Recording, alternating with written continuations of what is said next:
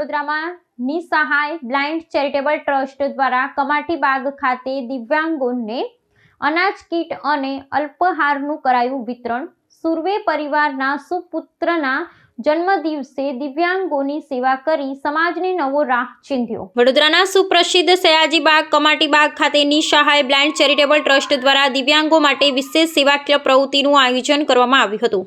સામાજિક ઉત્તરદાયિત્વના ભાગરૂપે આયોજિત આ કાર્યક્રમમાં અનેક જરૂરિયાતમંદ દિવ્યાંગોને અનાજ કીટ તેમજ અલ્પાહારનું વિતરણ કરવામાં આવ્યું હતું। ટ્રસ્ટ દ્વારા દાતાઓના આર્થિક સહયોગથી આયોજિત આ પ્રવૃત્તિનો મુખ્ય હેતુ સમાજના વંચિત વર્ગને પાયાની જરૂરિયાતો પૂરી પાડી તેમને મદદરૂપ થવાનો હતો। આ કાર્યક્રમની વિશેષતા એ હતી કે સુરવે પરિવારના સુપુત્રના જન્મદિવસની ઉજવણી એક પ્રેરણાદાયી રીતે કરવામાં આવી હતી। આ પ્રસંગે અગાઉ પણ સંસ્થા સાથે જોડાયેલ રહેલા નિષ્ઠાવાન દાતા હસમુખભાઈ તડવી સહિત અન્ય મહાનુભાવો ઉપસ્થિત રહ્યા હતા।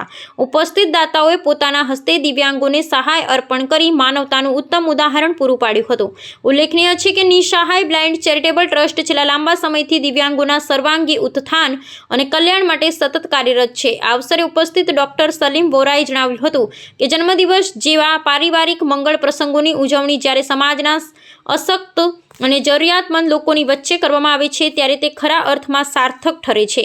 ટ્રસ્ટના સંચાલકોએ તમામ સહયોગી દાતાઓનો આભાર માનતા આગામી સમયમાં પણ આવી લોક કલ્યાણની પ્રવૃત્તિઓ અવિરત ચાલુ રાખવાનો સંકલ્પ વ્યક્ત કર્યો હતો। આ કાર્યક્રમ દ્વારા સમાજમાં પરોપકારની ભાવના વધુ પ્રબળ બને તેવો સંદેશો પાઠવવામાં આવ્યો હતો।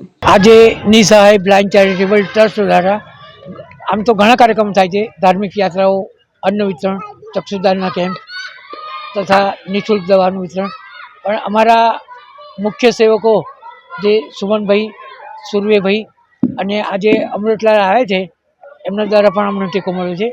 એટલે આ નિસહાય બ્લાઇન્ડ ચેરિટેબલ દ્વારા આજે કમાટીબાગ ખાતે લગભગ 50 કીટનું વિતરણ કરવામાં આવ્યું છે વિવિધ દાતાઓ દ્વારા। એમાં દાતાઓનો અમે આભાર માનીએ છીએ। ઉપરાંત અલ્પાહારની પણ વ્યવસ્થા કરવામાં આવી છે। આ કાર્યમાં માત્ર દાતાઓ અને પ્રેસ રિપોર્ટરો મદદરૂપ હોય છે અને બ્લાઇન્ડ એનો લાભ લે છે। હું કહું છું કે જે અમૃતલાલભાઈ બોલ્યા કે હું તો માનું છું કે આ અમૃતલાલભાઈ જેવા ટેકોદાર હોય તો અમે હિમાલય પણ સર કરી શકીશું। આભાર।